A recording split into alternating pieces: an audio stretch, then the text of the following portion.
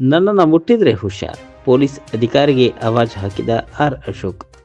Bus ticket ದರ ಏರಿಕೆ ಖಂಡಿಸಿ ಬೆಂಗಳೂರಿನಲ್ಲಿ ಬಿಜೆಪಿ ನಾಯಕರು ಕಾರ್ಯಕರ್ತರು ಆರ್ ಅಶೋಕ್ ನೇತೃತ್ವದಲ್ಲಿ ಪ್ರತಿಭಟನೆ ನಡೆಸಿದ್ದಾರೆ. ಈ ವೇಳೆ ಪೊಲೀಸ್ ಅಧಿಕಾರಿಗಳಿಗೆ ಆರ್ ಅಶೋಕ್ ಆವಾಜ್ ಹಾಕಿದ್ದು ಕಾಂಗ್ರೆಸ್ ವಿಡಿಯೋ ರಿಲೀಸ್ ಮಾಡಿದೆ. ಬೆಂಗಳೂರಿನ ಮೆಜೆಸ್ಟಿಕ್ನ ಕೆಎಸ್ಆರ್ಟಿಸಿ ಬಸ್ ನಿಲ್ದಾಣದ ಬಳಿ ವಿಪಕ್ಷ ನಾಯಕ ಆರ್ ಅಶೋಕ್ ಹಾಗೂ ಪರಿಷತ್ ಸದಸ್ಯ ರವಿಕುಮಾರ್ ನೇತೃತ್ವದಲ್ಲಿ ಬಿಜೆಪಿ ಪ್ರತಿಭಟನೆ ನಡೆಯುತ್ತಿತ್ತು. ಈ ವೇಳೆ ಆರ್ ಅಶೋಕ್ ಸೇರಿದಂತೆ ಹಲವು ಬಿಜೆಪಿ ನಾಯಕರು ಕೆಎಸ್ಆರ್ಟಿಸಿ ಬಸ್ ನಿಲ್ದಾಣದೊಳಗೆ ನುಗ್ಗಲು ಯತ್ನಿಸಿದ್ದಾರೆ.